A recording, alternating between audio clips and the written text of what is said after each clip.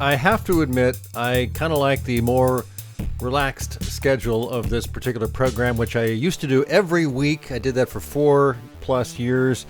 And then, the pandemic kind of, the crunch and having to do other stuff. It's like, okay, I'm going to just back off. As I like to say, I take my foot off the accelerator. And now I'm doing this every 2 weeks, and I have to admit, I kind of like that pace. Hey, it's Tim Patterson. This is Trade Show Guy Monday Morning Coffee from Trade Show Guy Exhibits, celebrating our 10th year next month in business. So that's something, right? You can find us at tradeshowguy.net. There's links from there to other websites like our main exhibit site, tradeshowguyexhibits.com. Also our exhibit design search, which is tradeshowbuy.com. I got a couple of books out on trade show marketing you can find there. There's a newsletter, there's videos, there's all sorts of fun stuff there. Just go to tradeshowguy.net. I recently connected with a company called CrowdPass, and their concept kind of intrigued me. We actually ran across each other on Instagram, of all things. I think we tell that story in the interview. They manage crowds safely in the time of pandemic and social distancing. Now, I understand that things are changing and rules are relaxing, but they have a lot more going on than just that. But that's where we started the conversation with Quinn Zito from CrowdPass. Fun conversation. Hope you learned something here. I know I did. I want to welcome Quinn Zito to the Trade Show Guy Monday Morning Coffee. And Quinn, it's great to see you. Appreciate you guys connecting with me. Actually, we connected on Instagram, of all things. Yep. Yeah. Great to be here, Tim. We saw your inquiry, and we are, in this position where we want to spread our message to the world, scream from the rooftops to the, events and live events world in every corner. So happy to jump on. Well, we appreciate the connection. As soon as I saw the message, I thought this looks interesting. Let's find out more. And so I thought it'd be worth asking if we could do a quick interview. And so, Quinn, you are marketing director, as I understand, for CrowdPass. What is CrowdPass? I mean, from the top down, I've never heard of it before. Like, we got the connection. Of course, I've been on your website since then. But if someone asks, what is it? What do you say? Yeah. So our tagline is, innovative health clearance for in-person assembly. And that's a fancier way of saying health passport. The world is moving in this direction, this 2020 post-COVID direction, where there has to be a health and safety infrastructure to define what we're doing, and that exists. That's always existed after major events in the United States and the world abroad. And we are, we're excited to tackle that challenge. We feel the reason we can is because of our history. We've been around. Crowd Group as an entity. So, we started with CrowdSync, which is this company behind me. And CrowdSync is an LED RFID wearables tech for, event and brand activations at concerts. So think, we've done, concerts for Kygo and for Vampire Weekend and for League of Legends tournament in Paris. And this is, LED wristband wearables or RFID cashless payments and syncing the crowd to the music. And there's some really cool things that come out of it. The tech aspect of that is certainly affecting it. Sorry to interrupt. Go ahead. Yeah. So that's kind of where we got our start, and we've had experience in that realm for the past 5 years. A great events network. 2020 comes on, a couple of you're right, a couple of punches us all in the face, right?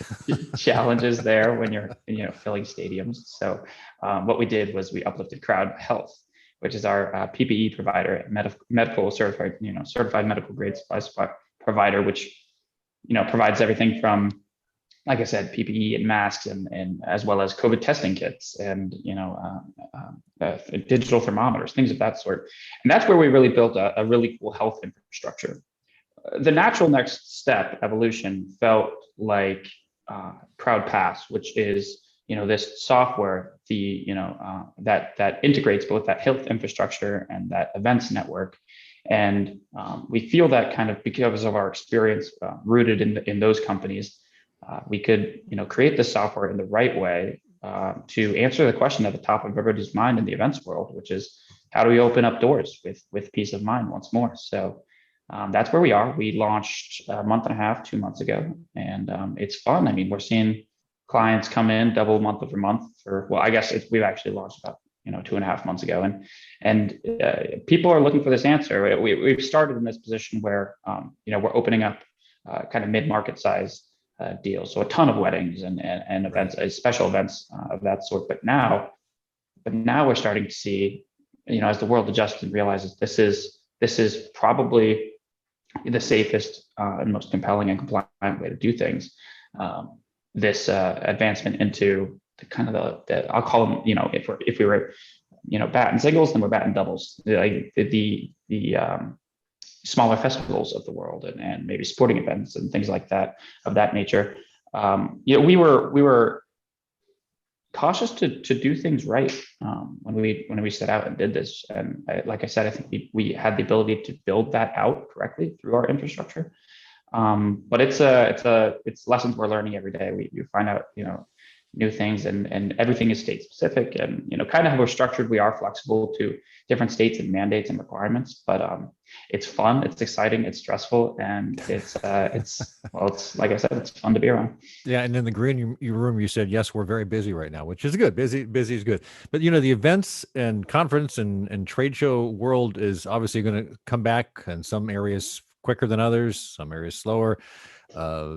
California is probably going to be, past. They're going to wait because they've got other issues other than, like Texas or Florida, things like that. So state specific thing is interesting. So how does this work from the?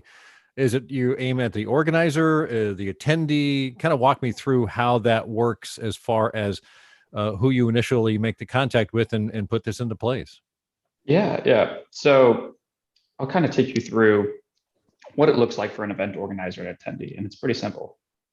The event organizer will reach out to us. We're B2B in that sense, and they'll want to set up an event.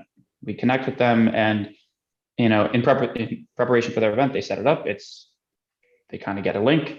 They set up their event. They customize it based off of, maybe they have state specific mandates, or they want to put in certain screening questions. I haven't traveled outside of this state or to this state within the last 14 days, things like that.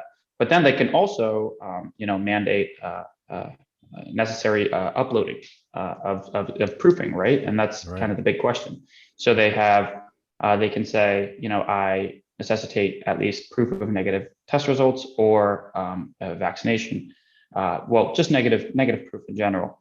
So they set up the event and then toss it over to the event. Attendees show up, they scan a QR code. It's a mobile and web application. They're brought to it on web right there. It's easy.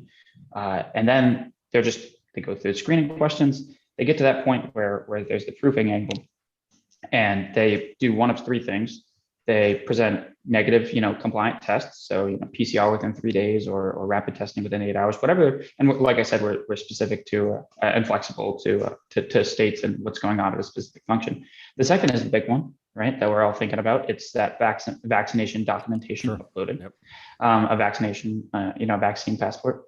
But the third one I like to say, and I shouted out in our commercial, and anyone can go see that commercial over at the homepage, www.crowdpass.co, is I like to say, no proof, no problem. And the reason I say that is because since we're vertically integrated through Crowd Health and the Crowd Health infrastructure, we can offer on-site rapid testing in a 10-minute turnaround. You show up to the event. Oh, I don't have, I don't have that negative test proof or proof in any, in any way. Well, you can just on-site rapid test through one of our nurses on site, and that's that is just an extra layer to bring this all home to prevent really from having to turn someone away who slipped through the cracks or something. Right. Exactly. And that way there's no need for someone to try to slip through the cracks, because they can just negative test right there. Toss it back to the event organizer. Now they have a submission dashboard. They see everybody, all the attendees that have showed up to the event, and they can organize and manage and see who's there. It's easy, it's seamless. So 3 steps there: event organizer customization, attendee clearance, and then event organizer, submission dashboard monitoring, call it that. And then they're in. The event is going on. There's peace of mind. That everybody there and around you has been crowd passed, so to say, and everybody can go about their event. So you mentioned the smaller things, the weddings and things like that. Have you done enough of those smaller events at this point, since you've only launched 2-3 months ago, to learn things that you said, oh, we should have done this, or people are telling us this about we're not doing X, or we're overkilling, or whatever? I'm just curious if you've got any feedback. Is it too early for that? I mean, yeah, there's, and like I said, we're learning every day. I mean, right. most people don't need to do on-site testing, but that's a fun business model because you have to prepare to have enough on-site testing if you kind of want to buy that portion, because we're still learning every day how many people are vaccinated or how many people have will have proof when they show up. So that's a fun angle to tackle. There's also every state, it's not only that every state is different, it's that every state is different compared to itself 30 days prior. So now you've got 50 states that are changing day over day or every 30 days, whatever it might be. We can keep up with it kind of based off, we have this, right now we're manual. So we have and I'm sure that you might have a question about this. Like we have a compliance team in the back end, a supporting back end support team that is checking these results, and they have this whole host of, they're certified and all these things that they know what they're looking at, and we actually keep that information away from the event organizer. Therein where they're probably masterminds of everything COVID or everything health clearance in general. We keep it away from the event organizer because they shouldn't see that documentation. So we don't allow them. It's actually, that's mandated, but that's totally fine. We kind of take care of it and we say they've been cleared. We toss it back to them, and then everybody has their kind of green check mark and they go into the event. It's actually a pretty quick, easy process. Yeah, you mentioned state by state. Just an example here in Oregon, the governor said by sometime in June, we figured that she said that we should get 70% of the adults vaccinated. Once we reach that level, everything will open up almost completely. So that is an interesting change, and I think because my wife works in a restaurant and they've talked about there, well, what, should smaller restaurants, could we still mandate masks? So there's a lot of those other questions which come up to play. And I'm sure that state by state and county by county, those types of things are coming up. I'm just curious, what kind of size of events are you you'll eventually get to? Would a large trade show with 50,000 people be beyond your scope at this point? Or is that something you're going to get to? No, I think we could do it. And it's kind of where we're heading towards right now. Like we started off with the most flexible events, as you'd imagine, right? When I say flexible, I mean the ability to say, I want this, let's do it next week. Right. That was the weddings. But as concerts and festivals and business conferences in Vegas and all these things are saying, oh no, we're planning for, they're planning ahead. They're smart. We're planning for our event in October at the end of August, whatever it might be. They're coming to us and they're saying, this is what we're thinking about. We're starting to, structure those deals. And as I mentioned at the beginning of the podcast here is, we've started kind of mid-market here with, special events, or mid to smaller market with special events, but now we're seeing those, and it's super encouraging. I think those larger events just don't have that turnaround time or the turnaround, capability to say, for one contact to say, oh, this is smart that we do this, let's do it, and they pull the trigger. Rather, there's a whole chain of command, and that's a couple months, exactly. A month and a half deal. But it's happening. It's encouraging. It's the contacts are coming in, and we'd encourage anyone to. I'd say if your question is what is beyond our scope, probably I don't know, 200,000 attendees plus at this point, and you're only really going to get that something massive. But we can but we can do the big sporting events. At the same time, the world is learning how, and we're part of that education. How to do those things even exist? We think yes, we can make it happen, but it's no one's done it yet. Obviously, here in the, I don't know if we'll call it end of COVID or post COVID yet, but in this ending of this era, it's interesting. But we can. Well, I guess that would kind of bring me to my last thing we can talk about here before we wrap it up, and that is, at some point, I'm hearing from various people in the industry, late 2022, maybe early 2023, we'll be done with all those protocols. Where does that leave someone like you? Is there still a component for that? I mean, how do you guys view that in your internal conversations about what comes next and what's beyond all of this? Yeah. So, three things. I mean, first off, we're certainly no stranger to pivoting. We've done that before and successfully enough, we think. But it wouldn't just be on, right there, oh, let's do it now. No, what we're thinking is we have this hardware, this in CrowdSync technology, we have this abundance of technology that people know and love. It's just a matter of integrating that technology with the software in your pocket, and now you can do some incredible things. So we're moving towards, full scale event digitalization in a really cool way. And that's not only health clearance, but the beautiful luxury upsell of having everybody wearing this wearable LED wristband and that sync with Kygo or whoever it might be. That's what's really fun.